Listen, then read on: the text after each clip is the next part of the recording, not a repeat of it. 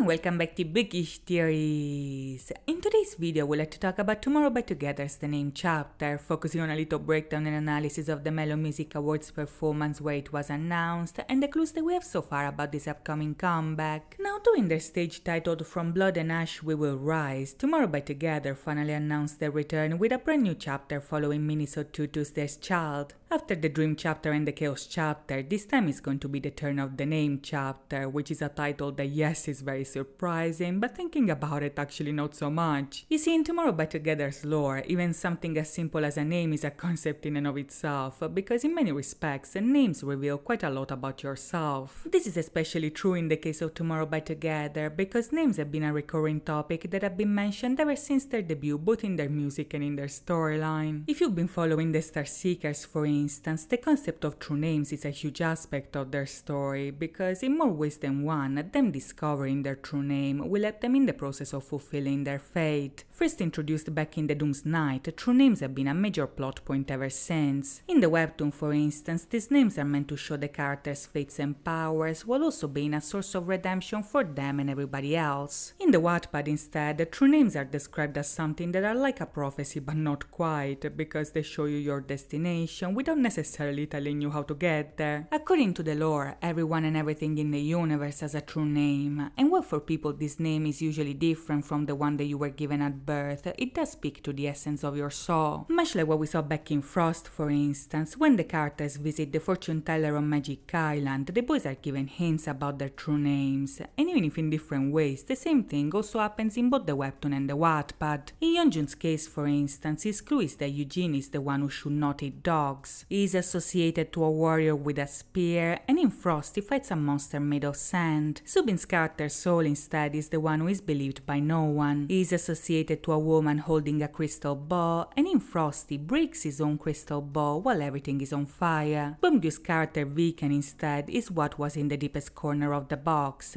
and we do see a box in both the webtoon and the Frost vision. Taeyeon's character Tao is the one hanging upside down from an old tree with deep roots, which we also see in the webtoon and Frost. While last but not least, Hyuninkai's character Avis is the one who built the labyrinth. In the webtoon he is associated to a pair of white wings, while in Frost we see him running after himself in the labyrinth that they apparently built. Now, since these true names are a huge part of the story, we'll dive deeper into these clues when the comeback actually draws closer, but in the meantime I want to draw your attention on one particular detail, which is the fact that even if in every version the Oracle gives them clues, in none of them the true names are fully revealed. In the Wattpad, when Soul is about to guess Viken's true name, the fortune teller literally shuts him up because Viken is supposed to understand it by himself. The same obviously applies for the others just as well, and this is very important here because discovering their true names is a literal process of growth and maturity. Knowing the name means knowing yourself. It means to discover your true fate, your true powers, your true potential, and the ways in which you can unlock it, so it cannot be as easy as some dude just telling you, because in that way you wouldn't learn anything at all. Discovering your true name is a process of discovery of the self, and by the looks of it, the Name chapter might follow this very same concept. If we take a look at the performance, for instance, the title is From Blood and Ash We Will Rise. That is a very powerful statement that implies a rebirth of some sorts, and this actually makes a lot of sense because if you remember back in Thursday's Child, the boys killed the good boy for the bad boy to be born. Back in Good Boy Gone Bad, the bad boy arose from the tomb of their lost love, so the idea of them being born again from the remains of their past self was already there since the last album. During the stage, however, the focus on the ash, the fire and the blood also gives an even more powerful look to this rebirth. This is because all of these elements actually recall the imagery of the phoenix, which is a mythological creature who is born again from its own ashes. On a metaphorical level, the phoenix is not only a symbol of transformation and endurance, but also an animal that symbolizes the beginning of a new cycle. Back in Minnesota 2, for instance, the album ended with the rebirth of Thursday's Child, who accepted himself as such and decided to move on with their lives with the promise that he won't cry again. Despite being reborn from the remains of his love, the bad boy eventually began his journey towards healing, so we can assume assume that the name chapter will continue down this path to show their journey towards self-realization. As I mentioned earlier, discovering your name also means discovering yourself and your fate, and when it comes to Tumoroubaitugether, this search has been going on for quite a long time. This is also why the Melon stage paid homage to their journey so far by dancing through the chapters of their story. It's because in many respects, everything has been leading up to the name. Back in their debut showcase, for instance, the story of the boy started with him growing horns and asking himself who he was. The boy with horns was scared of becoming a monster, but when the boy with wings called his name, that was the moment where he saw himself as beautiful. That's the very first example that we got of the power of the name, and we literally got it on day one. The boy thought that he was nothing more than a monster until his name was called, and then he remembered that he was something more than what people thought. This is a concept that is as relevant to the Star Seekers as it is to their journey of growth told with their music, so much so that their name is literally mentioned in every single album. Following Star, in Magic they called their name in Runaway, the Odette Cat called their name in Magic Island, and at the end of that song they also warned not to forget the name so that the spell will not unravel. In turn, in Eternity their name was a problem in drama. In Eternally the name carried the meaning of their sad dream, and in the video the mirror said "Remember my name," which is also what was written at the very end of Magic Island. In Minisode 1 Blue Hour, moreover, Way Home was a song where their names were called and they wished to call each other to reunite. The Chaos chapter at Frost, where not only the name contained their destiny, but they also lost their minds when voices started calling their name. And last but not least, in Thursday's Child, the name was mentioned in Trust Fund Baby. On top of that, the movie Your Name was also referenced in the Japanese video 0 by 1 Love Song and in the latest cover of You by Bongyu, who shot a scene of the video on the stairs that also appeared in the animation. All of this is to say that the name chapter is a long time coming, but to know more about this comeback, for now we'll have to wait and see. In the meantime, I hope you guys enjoyed this video, and if you did, please think about liking and subscribing. As always, thank you so much for watching, guys. I'll see you next time. Bye bye!